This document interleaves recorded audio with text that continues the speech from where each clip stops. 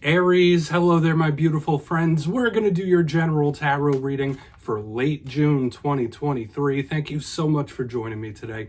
You know I appreciate each and every single one of you. So let's get right down to business as always and start you off with an oracle card here, just so we could dip our toes into energy and see what's going on for the lovely Aries collective. I hope you're all doing fabulous, my friends. Shuffle it up one time, see what we got for you, my gods. Talk to me. What's up with Aries, please? What do you got for us? And yeah, we're going to take a real quick look at this first card, then we'll get into the full reading itself. And at the very end, I'll pull you a bonus card from the Shadowland Tarot just to see what might be in the shadows or what shadows you could, or shadow work you can lean into. But let's get it going here. My gods, what do we got for the Aries collective? The Rams. What's going as we move throughout this year? All right, there it is, quick. So we have this magician character, and if my memory serves me correctly, we did see this for the Aries collective maybe a couple of weeks ago. This is always an interesting oracle card to start off every reading because it has a lot of similarities to the magician in the tarot deck, but there's differences. Now, before we start peeling back those layers, if you're new here, I'll be speaking about the June subscriber surprise towards the end, so you might want to check that out. Also, if you could kindly illuminate that like button by tapping it right on its third eye, you know, I'd greatly appreciate it. But enough of the promo, into the reading. Let's talk about this magician figure. So take a look. You see him, he's doing those magic tricks. And just like the magician in the tarot deck, this could speak about manifesting, creating, doing energy work. I always say this can also be linked into ritual, spirituality, big interest in all those types of topics. However, since this is an oracle deck, there's a little bit of a difference with this.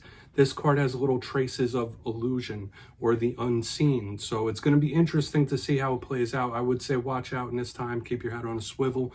Make sure you're not living in an illusion of some kind, or no one's trying to pull the blindfold on you when this card shows up. There's a little trickery here with this card, but we're not going to put too much stock into that. For some of you, you might just be extremely magnetic in the way that you're creating your future.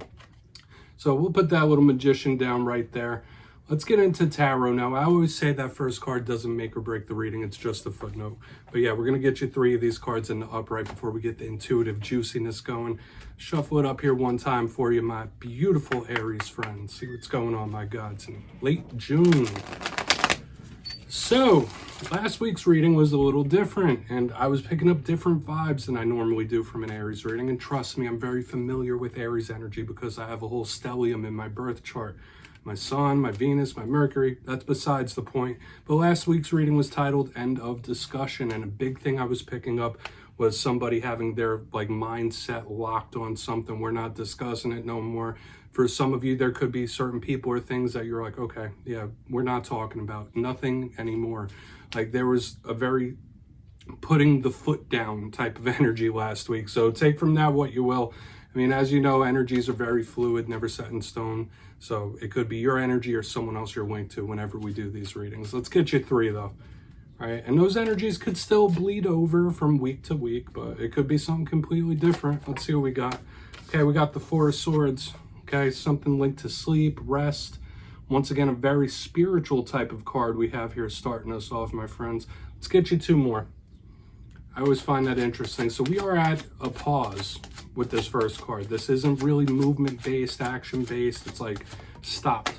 Okay, we got the 10 of Wands. These cards do go together like peanut butter and jelly, so this makes complete sense. You're really going to want to watch your energy levels in this time. Maybe some of you need a little vacay, a rest, relaxation with this type of energy. Let's get you 1 more. 7 of Cups, lots of options. So I could see by the elemental mix that we have going on here, Aries, and the energies, this is going to be an interesting reading. It's going to be layered. Could be a lot of different topics popping up here, but let's go through real quick. I'll give you some of the classical meanings and archetypes, and we'll get that juicy, intuitive stuff rolling. Now, at first glance, when I look down at this spread, we have an interesting mixture. So we have air, we have fire, we have water. So these could be separate areas of life, separate topics you're going through. I always like to take a look at how the elements mix with each other. So starting off with fire and air, that could be a little volatile or change-based. But position number 1, let's do one by one. The 4 of Swords. So you see this, it looks like a person, they're like sleeping, resting. I don't like to say they're dead, right? But to me, I always think of this as a card of rest. So in this time, you might really need to recharge the batteries, rest and recuperate, especially next to a card like the 10 of Wands. You see the imagery over there. Other things we could think about, Could be experiencing some delays. I did say last week's reading with someone being a little stubborn, putting their foot down, not changing or not wanting to change something could be very big with this card when it shows up. Also, hopefully you're not having issues in the realm of sleep, getting proper rest, stuff like that, dreams with the Seven of Cups on the back end. So it's all tying in. Just please make sure you're getting proper rest with this type of card. We'll see what the clarifier says, because that could really flip the whole energy on its head when we get down to the bottom. Now, as we move to the center, we have the Ten of Wands. The reason for this Four of Swords, right? I always see them in readings together, so it makes sense. Now, all cards in tarot have positive and negative. The positive, we'll start with the happy, of the Ten of Wands is someone with a lot of determination, a lot of push. No matter what tests, trials, tribulations, roadblocks are in front of them, they're going to keep going. Doesn't matter how heavy it is. This card represents somebody with a lot of weight on their shoulders, something heavy, whether that's mentally, emotionally, physically. So you're really going to want to take care of yourself with this card, especially next to the Four of Swords. Make sure you're not exerting too much energy. Some of you might be having energy issues in this time. The challenges of this card, aside from the heaviness, it could also represent somebody with just like so much weighing on them, right? Whether it's responsibilities of life, responsibilities or promises made to other people. In its roughest sense, this could represent guilt even, or somebody feeling guilty or just feeling bad, apologetic. So I see this often when someone's feeling apologetic or has made a mistake of some sort. So we'll see when we clarify it. Now, moving to the very back end, we have another very interesting card. We have the Seven of Cups. I always say this is a big card of options, paths, choices. So some of you might be weighing options, looking at the future, deciding where to go, what to do, setting things up. This is also a very mental, even though it's cups, which are generally emotional, this is a mental type of energy. So with the sleep card, all this rest, inner energy is showing up here heavily this week, Aries. Now, you might be daydreaming a little more than usual. And we did have this magician in the beginning. Remember I said watch out for illusions, whether you're living in your own, whatever it might be. We'll see when we get to the bottom. So this could be good about different paths or how something could turn out positively for you, but it could also be someone who's just in their mind, in their head, thinking.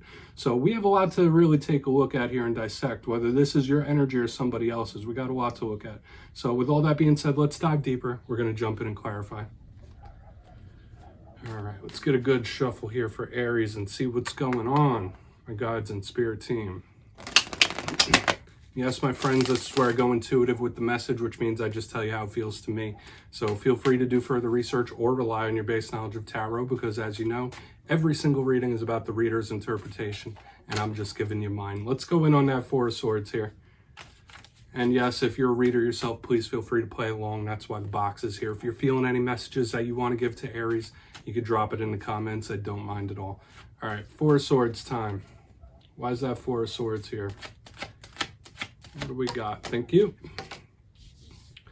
Ten of Cups in reverse. Okay. I'm feeling somebody who is like really feeling the weight of responsibilities here, especially sandwiched between all this. Like someone has way too much on their plate, on their mind, on their heart with the Ten of Cups in reverse. Generally, this is a very happy card. For some of you, this could be related to family or those that you're very closely connected to, the home, stuff like that. But intuitively, I feel like this is someone, the weight of responsibility is just really like wearing on them in some sort of way, like whether they need a rest, they need a break, whatever it is. The Ten of Cups could just be how someone's feeling emotionally. Usually we love seeing this card in the upright. It's wish fulfillment. So I can also see an energy of disappointment here in the front end, like aside from what we were already speaking about, the Four of Swords with the Ten of Cups in reverse, somebody who's like disappointed by an outcome or how something turned out, taking a step back, like, yeah, that didn't work out the way I wanted it to, not as optimal. Okay, so we're going to see how the rest of this goes.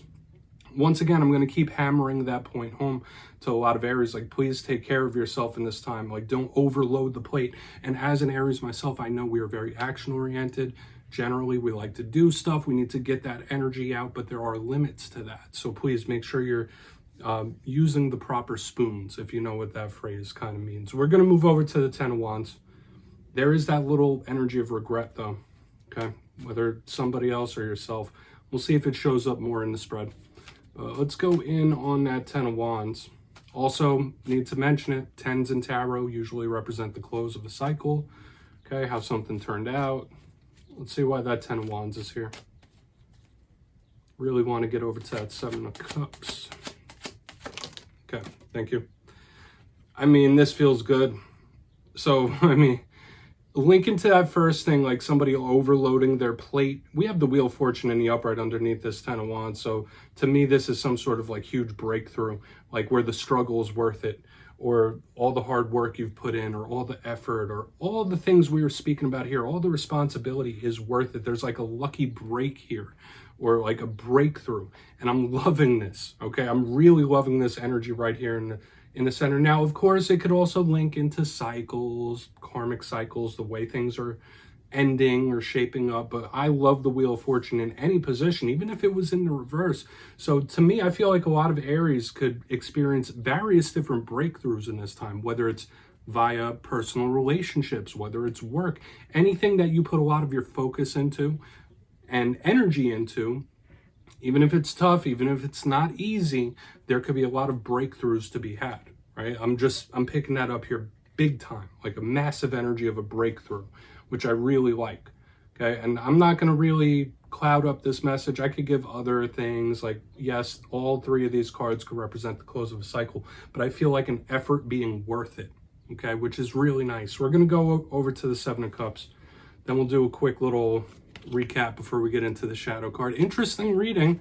Okay, so we do have like a couple of little cautions, but there's goodness to be had here, my friends. Let's go on that 7 of Cups. Why is it here? Really, really nice, Aries. Especially while, yeah, that front end is like, yeah, beautiful. An option being presented to you. Here's this magnetic energy here. Okay, so even if you don't know which route to go or what choice to make, what path to walk, with this Page of Wands in the upright underneath this 7 of Cups, this feels like something being presented to you.